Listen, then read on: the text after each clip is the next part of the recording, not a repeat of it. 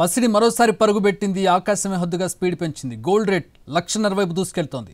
ఒక్కరోజే 3,300 రూపాయలు పెరిగింది. ప్రస్తుతం హైదరాబాద్ మార్కెట్లో 24 క్యారెట్ 10 గ్రాముల బంగారం ధర 1,32,770 రూపాయలకు చేరింది.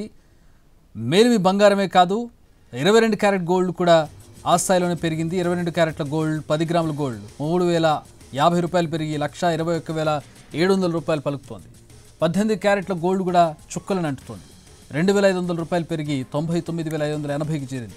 వెండి ధరలు మాత్రం స్వల్పంగా తగ్గాయి. కేజీ వెండి ధర 3,000 రూపాయలు తగ్గి 2,03,000 రూపాయలుగా ఉంది. రైట్, మార్కెట్ అనలిస్ట్ నరసింహమూర్తి గారు జాయిన్ అవుతున్నారు. పెరుగుతున్న గోల్డ్ రేట్లకు సంబంధించి మాట్లాడదాం. నరసింహమూర్తి గారు, దాదాపు 1,50,000కి చేరువలో ఉంది.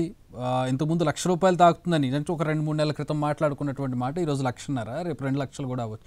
ఏంటి, ఎట్లా అనలైజ్ చేస్తారు? దీనికి అంతు పొంతు లేదా, ఇక తగ్గదా, పెరగడమేనా? నమస్కారం అండి. బేసిక్ గా ఇది గ్లోబల్ ఫ్యాక్టర్స్ మీద డిపెండ్ అయి ఉందండి. మన పెరగటము తగ్గటం అని మన చేతి ఇప్పుడు ఎవరి చేతుల్లో లేదు. ఎందుకంటే ఉక్రెయిన్ వార్ స్టార్ట్ అయిన తర్వాత ఈ పెరుగుదల అనేది రిజిస్టర్ అవుతూ పోయింది. ఎప్పుడైతే రష్యా వాళ్ళ ఫారిన్ రిజర్వ్స్ ని, తర్వాత రష్యా వాళ్ళ గోల్డ్ రిజర్వ్స్ ని మొత్తం అంతా ఫ్రీజ్ చేశారో, శాంక్షన్స్ పెట్టారో, అప్పటి నుంచి అమెరికన్ సిస్టమ్ మీద నమ్మకం పోయింది. ఈ గ్లోబల్ సిస్టమ్ మీద నమ్మకం పోయింది. దాని తర్వాత ఫైనాన్షియల్ గా కూడా డాలర్ వీక్ అవటం పోయింది. డాలర్ మీద ఎప్పుడైతే జనంలో నమ్మకం పోయిందో వేరియస్ దేశాలు కూడా భయపడ్డాయి. మరి ఎప్పుడైనా అమెరికా ఇలాంటి ఆంక్షలు పెట్టచ్చు. అండ్ కంటిన్యూస్ గా ట్రంప్ వచ్చిన తర్వాత ఇంకా ఈ విధానాల వల్ల డాలర్ మీద నమ్మకం పోవడంతో ఆల్టర్నేట్ రిసోర్సెస్ అని ఆలోచిస్తూ మొదలుపెట్టేప్పటికీ అందరూ కూడా గోల్డ్ రిజర్వ్స్ లో ఇన్వెస్ట్ చేయడం మొదలుపెట్టారు.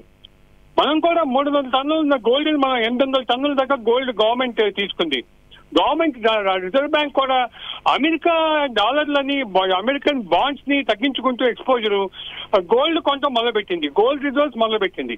సో ఈ విధంగా గోల్డ్ అనేది ఇండియానే కాదు, ప్రపంచవ్యాప్తంగా అన్ని దేశాలు కూడా డాలర్లని డంప్ చేసి గోల్డ్ ని మార్చుకోవటం వల్ల, గోల్డ్ తీసుకోవటం వల్ల గోల్డ్ రేట్ పెరిగిందండి. అదే విధంగా సిల్వర్ రేట్ కూడా, అది కూడా ఇప్పుడు గోల్డ్ సిల్వర్ కూడా గవర్నమెంట్స్ ప్లాటినం, సిల్వర్, గోల్డ్ ఈ మూడు కూడా ఎక్వైర్ చేయటం వల్ల గోల్డ్ రేటు, సిల్వర్ రేటు పెరిగింది. బేసిక్ గా ఇది గ్లోబల్ ఫ్యాక్టర్స్ వల్ల. అదే విధంగా ప్రతి కంట్రీ ప్రొటెక్ట్ చేసుకోవడానికి డాలర్ విలువ పతనం వల్ల అమెరికన్